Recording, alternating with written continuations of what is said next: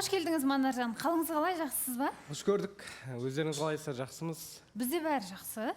Қайырлы күн барлықтарыңызға. Енді сіздерде кездесу болмаған ба сонда? Bir кездесу болды. Фото-видеоларыңыз бар? Ha, бар. Жақсы, соны көріп алайық, содан кейін сөйлесеміз өздеріңізбен.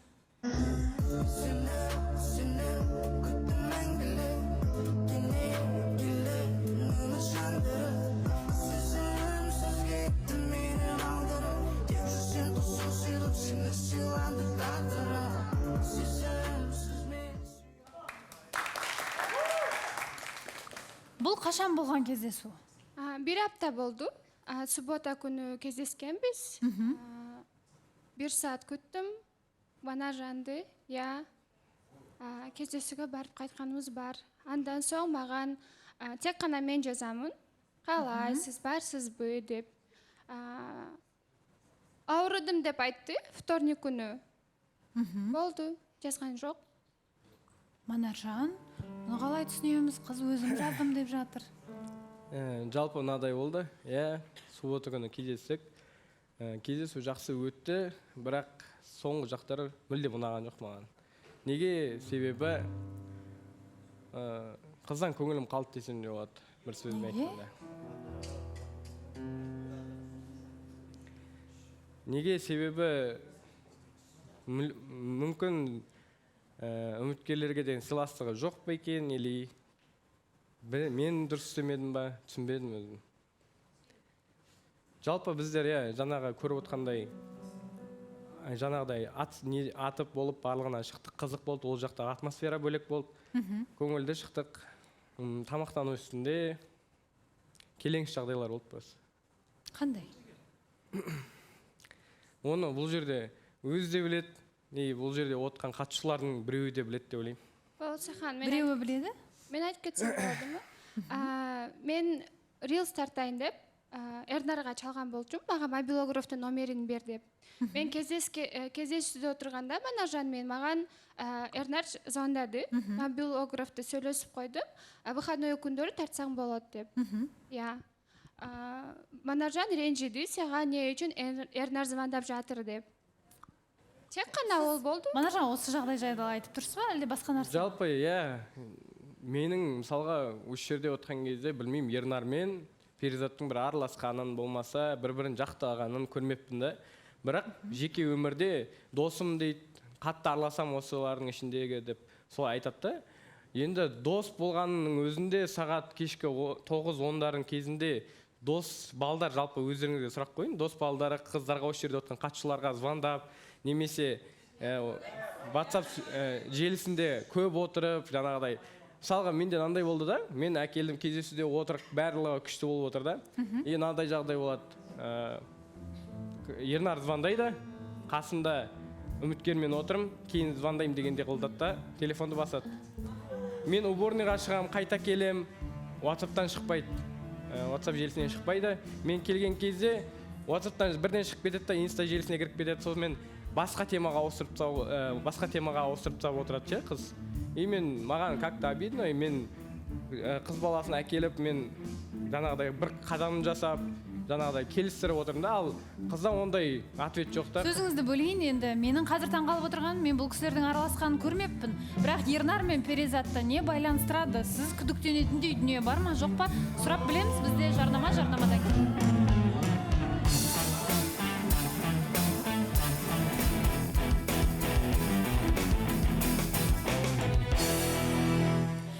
Көрермен, жарнамадан оралдық, және де жаңағы ситуацияға байланысты айтып жатсыз ғой. Айтып жатқаныңыз Ернардың сол бір кешкі уақытта хабарласқанына сіздің жаңағы көңіліңізде күдік пайда болып тұр ма, әлде кейін хабарласамын деп айтқанын айтып тұрсыз ба? Жоқ, жалпы сөзімді толықтыра кетсем, Перизат айтып отыр ғой, мен мысалға мен іздеймін, мен хабарласамын деген сияқты. Перизат, жалпы сіз сол Ернармен сөйлеспей тұрып, кім іздеді, болмаса одан кейін де қалай мен жаздым сізге сұрақ қойсам дәл солайынан.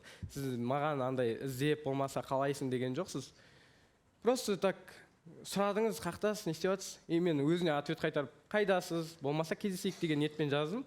Қарайды, оқиды, 2 күннен кейін жоқ болып кетеді. Кездесейік деп сіз маған бір рет жазған жоқсыз. Енді Балауса сізге не ханым. істеп жатсыз, қайдасыз деп жаздым, дұрыс па? Мен сізге Я не жазып хабар жаттым болып ғой. жатыр деп. Бірінші болып мен сізге жазып жаттым ғой. Не үшін сіз өйткені мен сол Ернармен ситуация болмай жатып, мен сізді қалай іздедім, дұрыс па? Мен сізге звондайтын түгінмін, мен сізге жазатын түгінмін.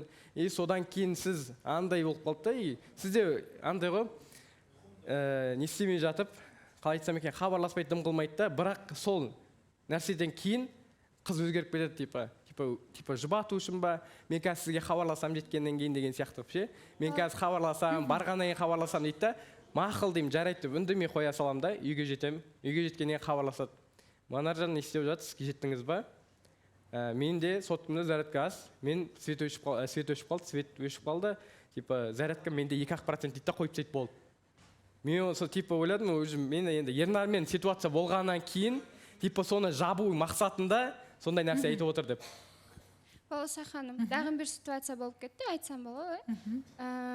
Bir aydan соң менен Таиландқа барып қайтасың бы деген сөзі маға ұнаған жоқ. Мен қыз баласымын. Мен қыз баласы болып, қандар бөтен ер азаматы менен башқа жаққа барып ес алғаны барам айтыңызшы. Енді ол И до этого тоже бірінші кездесуде маған мен айттым, жаурадым деп, маған айтады, қолыңды ұстайын деп. Маған ұнамайды. Мен бірінші жолы көріп атқан ер азаматымен қандай қол ұстасамын, башқа бір өлкөге барып ес алғаны барамын. Ұнаған жоқ. Енді айта кетейін, бірінші кездесуде мен сіздің қолыңызды ұстаған жоқ, мен сізге үстіндегі затты берейін деп сізге айттым. Және ол затты бердім, дұрыс па? Таксиге дейін Жоқ, отырғызып. кинотеатрда отырғанда айтып отам мен. Сосын одан кейін жаңа Таиланд, Турция деп жатыр ғой. Мен жалпы бұл кісіге айттым. Егер алдағы уақытта біздерде барлығы жақсы болып жатқан жағдайда сіз өзіңіз айттыңыз, маған саяхаттаған ұнайды деп. Мен сол саяхаттағаның үшін, мен сізден мүмкін сіздің көңіліңізден шығу үшін мүмкін Таиландқа болмаса Турцияға апарып қайтсам, егер сіздің редактор ұжымы сізді жіберсе деп. Жоқ, мен қыз баласы. Иә, мүмкін ойланып көруге болады, енді алдағы уақытта көреміз деп тұрды. Енді мына жерде басқаша Жоқ, мен антип айтқан жоқпын, мен қыз баласымын, мен андай бөтен елге бара алмаймын сізмен деп айтқанмын. Енді мен айтайын, редакцияның ойына қатысты. Біз енді үлкен қыз жігіттерді енді соңғы уақыттарда түсініп жатқанымыз бойынша барма деп те айта алмаймыз. Бар деп те айта алмаймыз. Сондықтан оны бәрібір қыздың өзі шешеді. Қаласа барады. Енді Балауса ханым өзінің есінде айтып кетті ғой, мен саяхаттағанды ұнатамын деп. Сол саяхаттағанды ұнататын болса, енді мен оның қыздың көңілінен шығу үшін мен сөйтіп айттым да, мен сіздің көңіліңізден шығайын. Жалпы мен сіздің көңіліңізді табу үшін мен қыдыртайын сөйтіп. Мен алып кетейін, мен қазір алып кетейін деп жатқан жоқпын сізді. Ертең алдағы уақытта барлығы жақсы болған жағдайда бірге қыдырып қайтсақ қалай болады деген сұрақ болды бұл жерде. Балауса ханым. Жақсы, Шолпан. Қайырлы күн баршаңызға. Манаржан, қош келдіңіз. Негізі сіз жаңа айтып жатсыз ғой, шырылдап ұнайын дегенем қызға деп. Сіз негізі бастапқыдан бастап ұнаған жоқ, себебі қыздың жүрегі бос емес. Әлі күнге дейін. Сосын жаңа айтып жатсыз ғой, сіз жаңағы Ернар хабарласты деп. Негізі ол Ернар емес, Ернардың досы бар, Нуни деген Нұрсұлтан. Алдын осы екеуі осы жерде әңгіме болған еді ғой. Сол Нұрсұлтан хабарластырған негізі менің ойымша, себебі Нұрсұлтан енді өзі звондаса жаңа күдікті болып қалады ғой, сол үшін хабарын біліп, бірге кездесіп, сондықтан да сізге жаңа свет өшіп қалды деп айтқанда содан деп ойлаймын да. Одан кейін жерде қолымды ұстатпайын деп отыр ғой. Негізі бұл қыз таныстық болмай жатып, қолында ұстатып, екеуі қыдырып, біраз нәрсе жасап жүрсіңдер ғой. Анадаг мысалға вторник күні сіздер жолықтыңыздар ма? Жоқ, мүлдем. Вторник күні туған күн болған кезде, қосылайдың туған күні болған кезде, бізді қатысушылар барлығымыз тамақтануға былай қарай, төменге қарай түсіп баратқан кезде, сол кезде Перизат өзі біраз жоғары қарай кетіп қалды да. Содан кейін мен де үйге қайтуым керек болды. Мен үйге қарай кетіп бара жатсам, артынан Нұрсұлтан бар жатыр да, екеуі переписываться етіп, қаяқта тұрсын деп, и мен сол жерде көріп қалдым екеуін.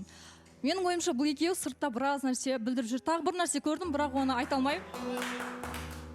Енді шындықты айтып, айта алмайтын болсаңыздар, бастамаңыздар. Енді анай деп ойлаймын да, жік айтуға бола ма, болмай ма деп тұрғаным ғой.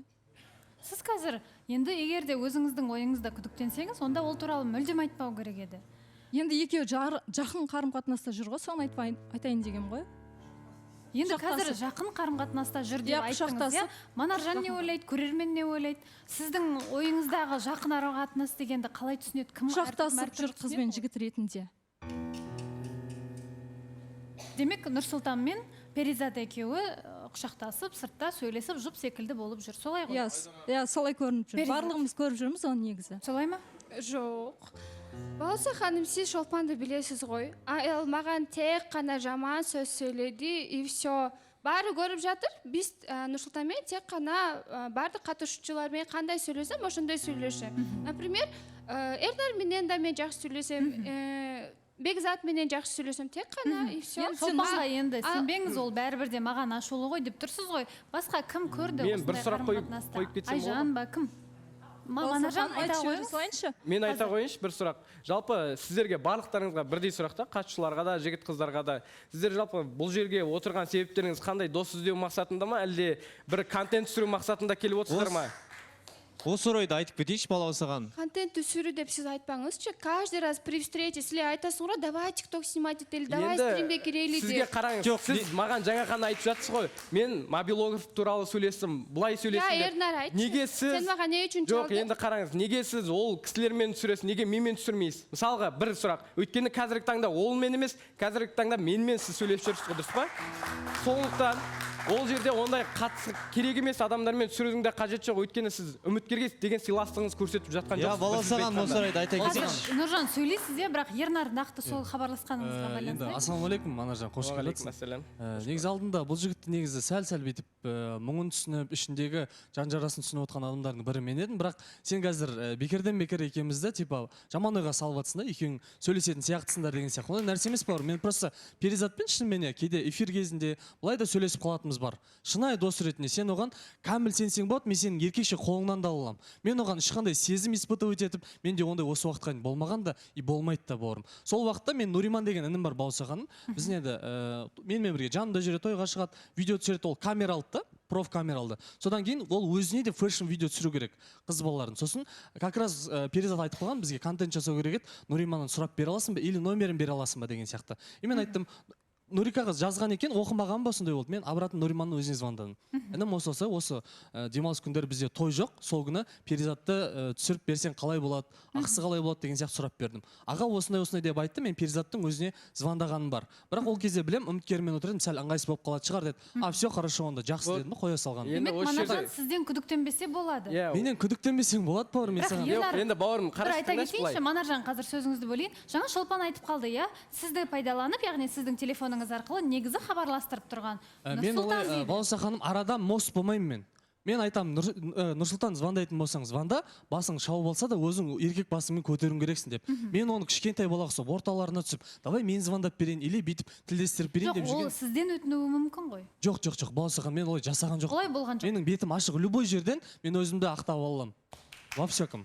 Жақсы. Сондықтан да айта бер. Манаржан иә сөйлесін. Енді жаңа айтып жатыр ғой, үміткерден ыңғайсыз болып қалуы мүмкін деп. Енді ыңғайсыздық танытпау үшін қыз одан кейін сотканы қойып, дальше сөйлесуге болады ғой. Жоқ, бірақ Перизаттан ондай нәрсе күтпедім да мен. Перизаттан андай Ернар звондады, Ернарға звондамай тұрған кезде телефон ешқайсымыз қолданбай, кәдімгідей сөйлесіп, қалай не болып жатыр деген сияқты сөйлесіп отырдық та. Ернар звондады, Ернар звондағаннан кейін барып, мүлдем WhatsApp желісінен кәдімгідей шықпай қойды, кәдімгі соткадан баса алмай қойды бір сөзбен айтқанда. Ол маған бір түрлі болып қалды да. Бірақ енді бұл жерде міндетті түрде Ернарға байланыстырудың қажет жоқ, себебі сөйлесті, ар жағындағысы енді бұл Перизаттың кіммен сөйлескенін білмейсіз.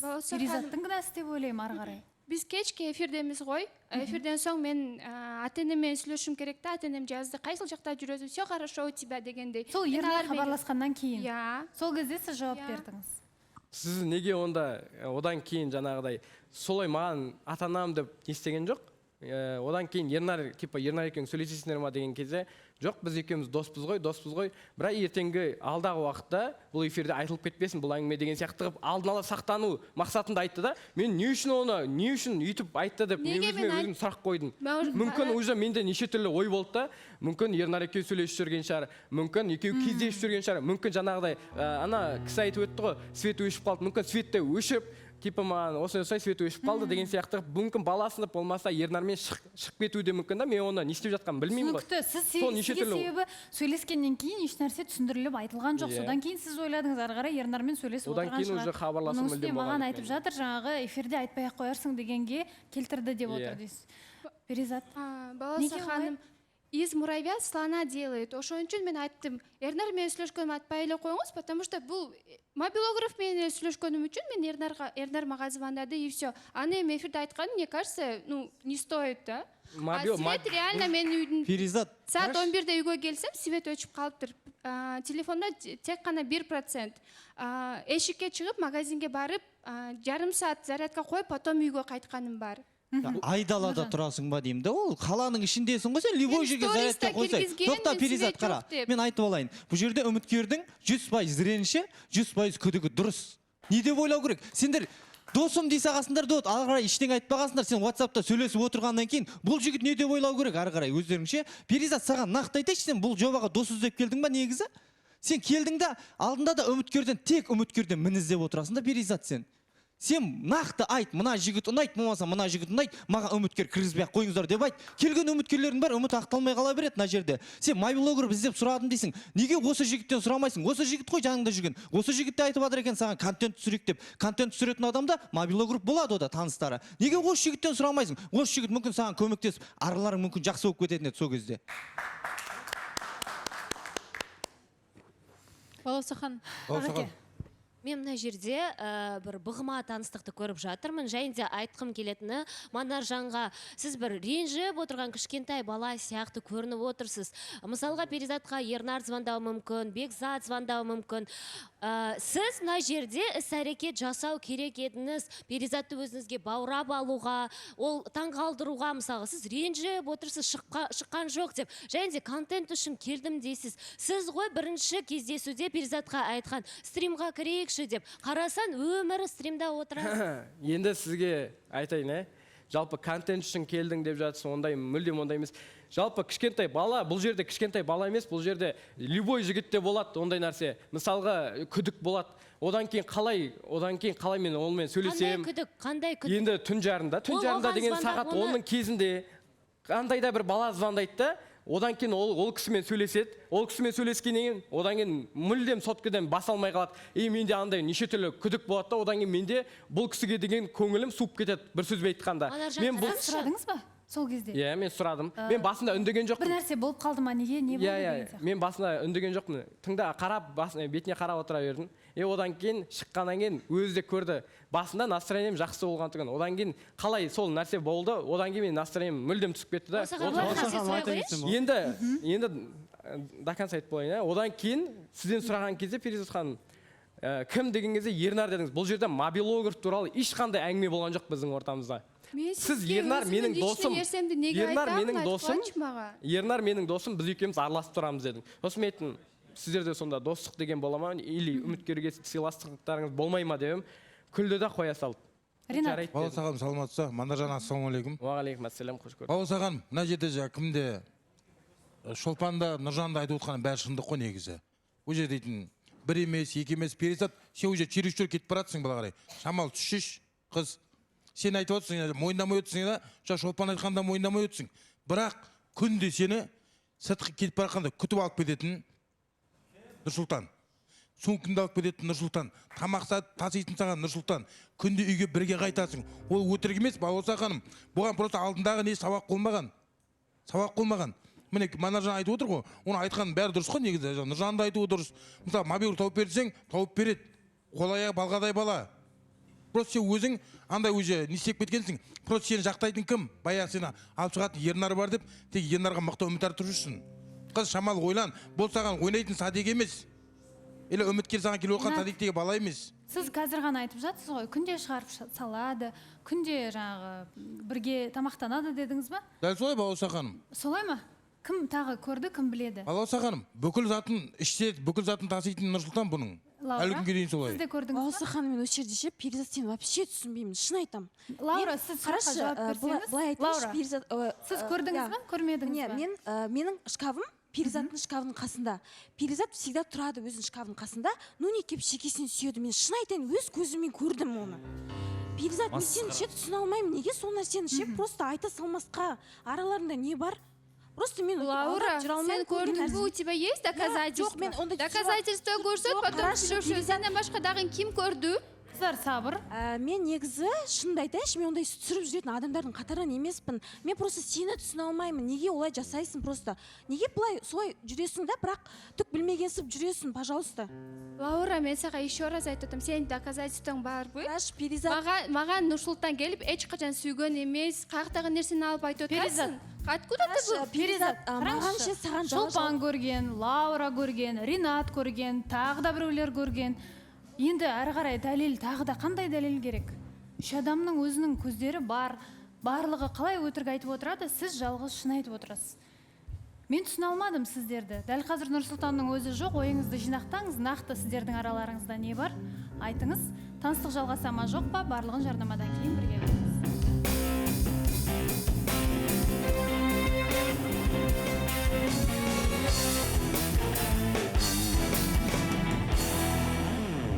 Жарнамадан оралдық, белгіні көріп алайық. Белгі Шерханның қолында. Шерхан. Бұл жолы. Ай, Перизат, бұл жолы қалай болар екен енді? Енді айтып жатыр ғой, енді осы тұрғыда өз пікірімді де қоса кетейін.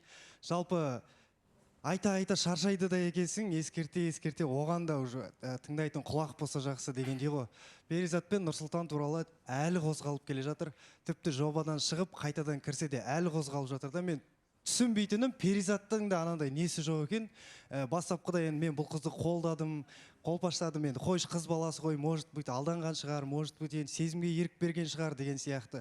Ал енді қазіргі көзқарасым, Перизаттың өзі жібергісі келмейтін сияқты Нұрсұлтанда, себебі бұған ол комфортты болып тұрды. Жұмсаса да, заттарын тасыса да, әйтеуір бір жанды қолдайтын адам бар. Лаусахан, мен түсінетінім, просто мынандайда, ақыры Қырғызстаннан өзің жалғыз келген екесің. Болмаса бір сестренкаңды ма біреуін алып кеп жанында жүр, или болмаса жобадан шыққаның дұрыс деп ойлаймын мен. Лаусахан. Қазір, Перизат, қатысушылардың көбі растап отыр. Енді біздің ескертуіміз болды. Бізде айтып шаршадық сіздерге. Нұрсұлтанның дәл қазір өзі болмағасын, мен бір артық нәрсе әзірге айтқым келмей отыр. Шешім қабылдағым да келмей отыр. Жай ғана сұрайтыным, таныстық жалғаса ма Манаржанмен? Жоқ, таныстық жалғаспайды. Маған ойлаймын, Баласа ханым, тек қана маған жақсы отношения қылса, может быть, мен тоже жақсы отношения қылмақпын да. Бірақ өзі бәрібір отношения қылғаннан кейін мен дағы бәрібір отношения қылдым. Таныстық ол жалғаспайды, ол бәріне мәлім. Өйткені мен сыртта да тоқтатып тастаған түгінмін негізі. Мен сіздерді сыйлағаннан кейін келіп отырмын, бір сөзбен айтқанда. Жақсы, Манаржан, көңіліңізді қалдырған жеріміз болса кешірім сұраймыз. Ренжімессіз, келгеніңізге, қадам жасағаныңызға көп рахмет. Сізге чемпион Кения Сансет шайы қара түйіршіктелген, ешқандай да қоспасы жоқ. Нағыз мінсіз сапа белгісіне ие болған шай өзіңізге сыйға. Бақытты болыңыз. Рахмет, жақсы. Салайық. Сау болыңыздар. Перизат, жайғасыңыз. Бұл әңгіме жабылмайды. Кейін талқыларымыз. Нұрсұлтан өзі келген кезде.